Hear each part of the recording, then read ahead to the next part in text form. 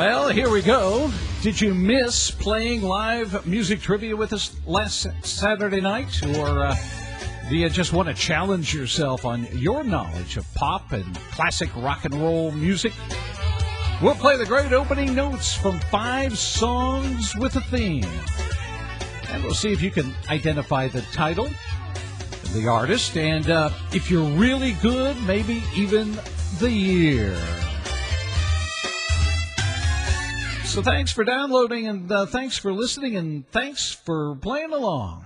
Our clues and the featured songs this week are the same ones that you would have heard if you had played music trivia with us this past Saturday night at one of our live trivia shows. We'll tell you a little bit more about that in just a minute. But first, let's get to the clues. And this week we have a theme.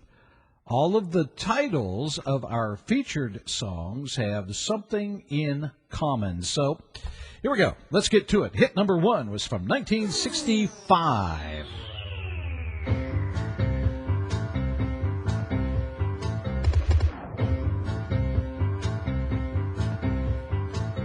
Yeah, we play each clue 2 times, so you make sure that you hear it real good. Hit number 2 is from 1969.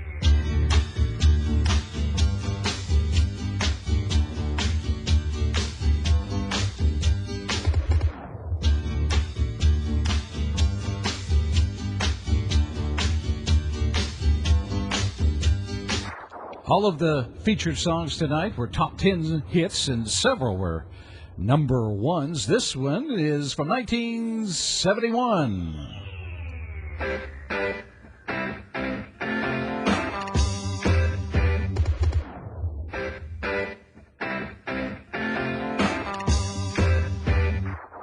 Hit number 4 is from 1987.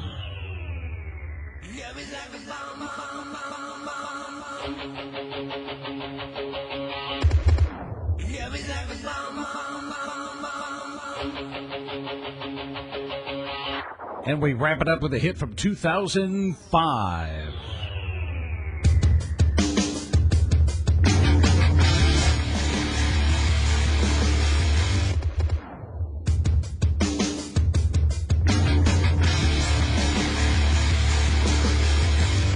There you have it. Those are the clues, and the answers are coming up in just a minute. But first, something a little bit different in this edition of the podcast version of our clues. In the past, we have reached back and used the bonus questions from past live music trivia shows. They may have been from a couple of weeks before or a couple of months prior, but beginning with this episode of our Great Openings Music Trivia Podcast, we are featuring the clues and the songs from the previous Saturday night. So, if you missed playing live music trivia with us, you can still hear the clues and see how you would have done. And we always know that there are a goodly number of listeners who download the show who literally live all over the world, and obviously it's a long commute to come and play trivia with us on Saturday night, so this is a chance for you to still enjoy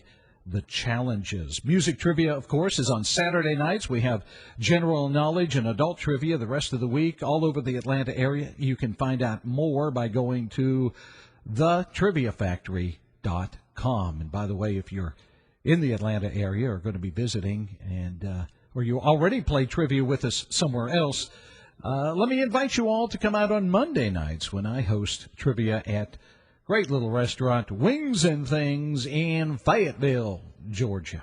All right, enough of the administrative minutia. Let's get to the answers. 5 songs with a theme, and the hit number 1, 1965. Went to number 1 on the charts for the 4 tops, and I can't help myself. Sugar Pie Honey Bunch.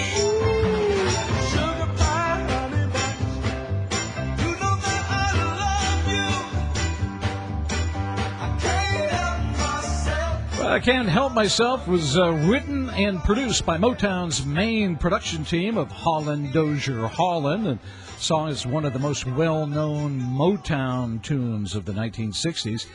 It has the distinction of being one of the few songs to reach number one on the Billboard Hot 100 for 2 non-consecutive weeks. The first time, June 12th through the 19th, 1965, and then it gave up the position for a week to the Byrds, Mr. Tambourine Man, before regaining the top spot a week later on June 26th.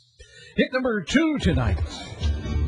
From 1969, it was another number one hit. From the bubblegum group, the Archies, this was Sugar, Sugar.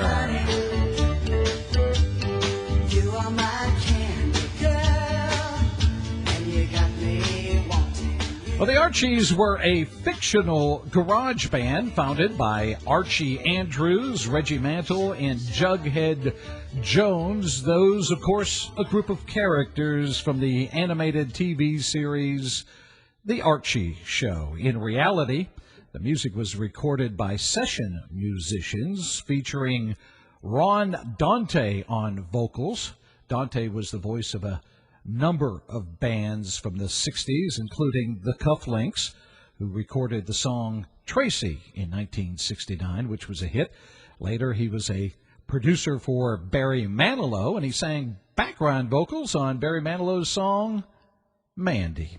Hit number 3 was from 1971. Classic rock and roll. Number one hit from the Rolling Stones. It's Brown Sugar.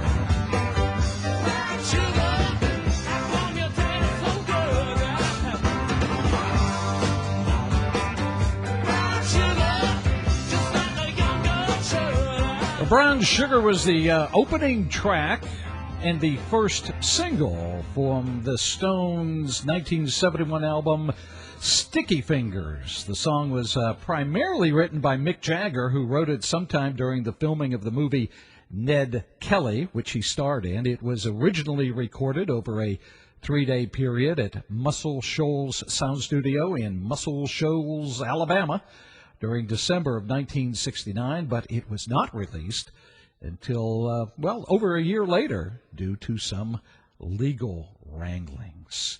Hit number 4 this week, 1987. It's Def Leppard's Pour Some Sugar on Me.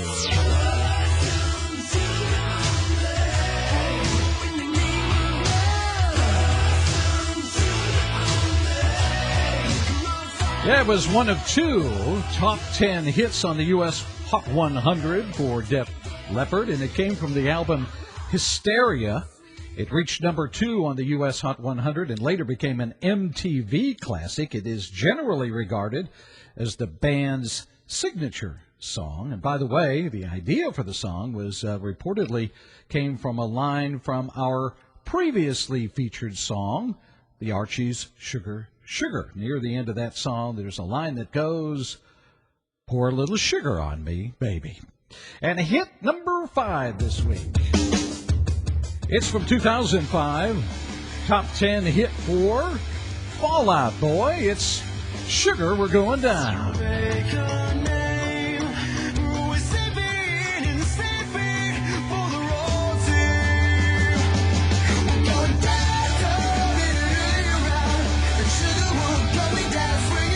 Well, it was from the album From Under the Cork Tree, and Fall Out Boy bass player Peter Wentz wrote the lyrics.